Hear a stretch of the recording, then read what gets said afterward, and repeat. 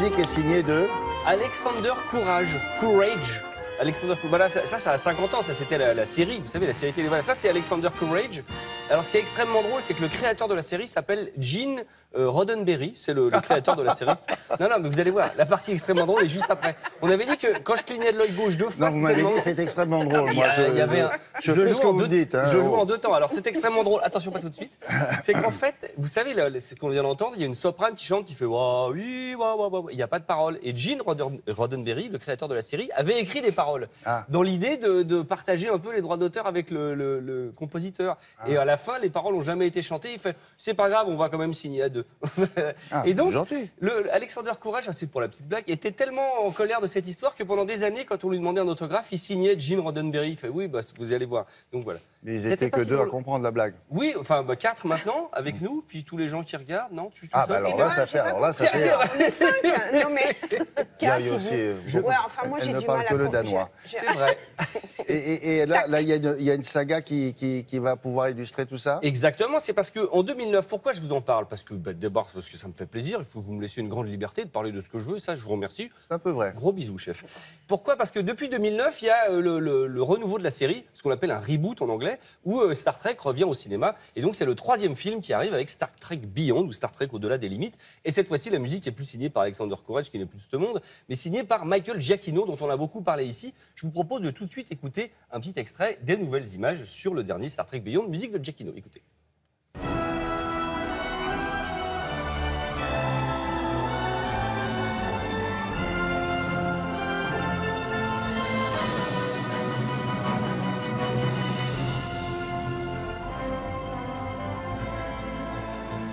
Il est bien dans le genre. Oui, là, bah oui. Là, il est dans le genre. Oui, c'est très symphonique. Voilà.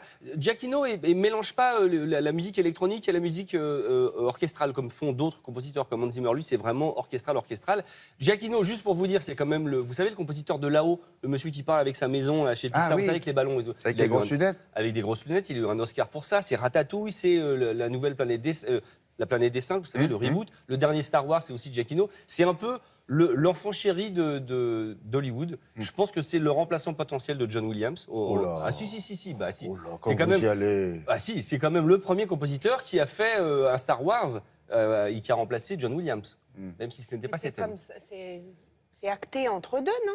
Je ne sais pas, mais à mon avis, je mise sur Giacchino sur l'avenir. Je vous propose de regarder justement ce garçon qui est extrêmement sympathique, on avait eu la chance de le rencontrer plusieurs fois, et qui nous parle de son travail justement sur la difficulté. C'est qui c'est? Oh, bah voilà. Qui est un garçon d'une gentillesse, on a envie que ce soit votre meilleur ami. C'est 2 grands compositeurs, là. Non, c'est gentil. L'un des deux est un peu... Je connaissais celui de gauche, mais celui de droite, je ne sais pas qui c'est. Lequel? Qui c'est lui en gris, c'est qui en fait? Voilà. Il y en a un qui est très connu à Hollywood et l'autre qui est très connu ici, dans son immeuble. Oui, dans le 15e. Regardez Giacchino qui nous raconte à quel point c'était difficile de remplacer justement le thème mythique de Star Wars. Regardez.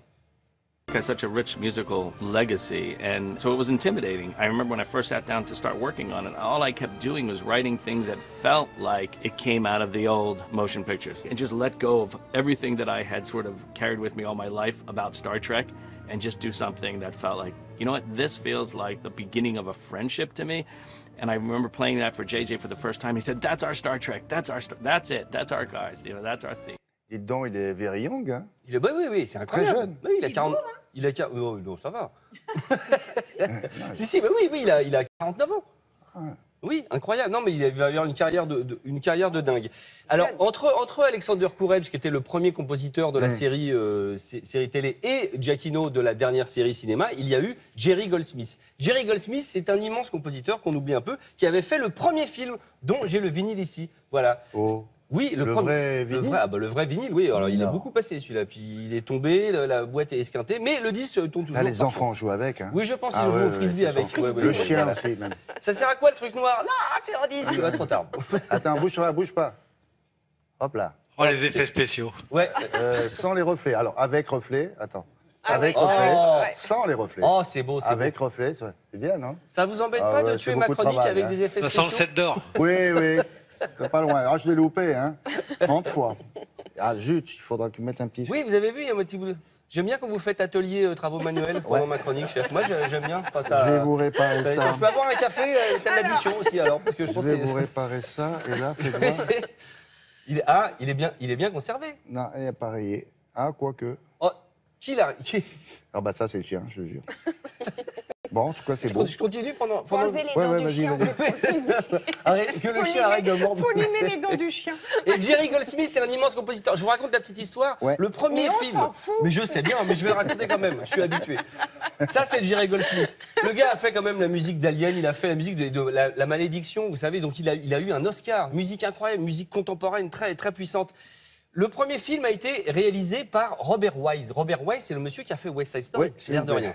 Et donc, Robert Wise, Jerry Goldsmith écrit un premier thème et Robert Wise dit « j'aime pas tellement ». Donc Jerry Goldsmith, je suis pas très content, je viens d'avoir un Oscar et tout. Il refait un deuxième thème et ça devient un thème incroyable parce que c'est ce qui lui a ouvert la porte, Jerry Goldsmith, de tous les films de science-fiction, à part évidemment les films de Spielberg qui étaient destinés à John Williams. Je vous propose d'écouter le thème qu'a écrit Jerry Goldsmith qui était incroyablement puissant. Regardez bien.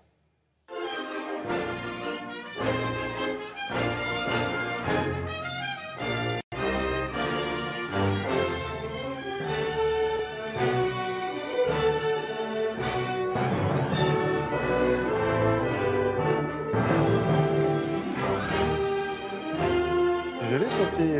Oui, oui, le Catogan était à l'époque. C'est donc Jerry Goldsmith Ah non, qui mais dirige. souvent, les musiciens sont curieusement coiffés. C'est vrai? Je Ouais. ne vois pas de quoi vous parlez.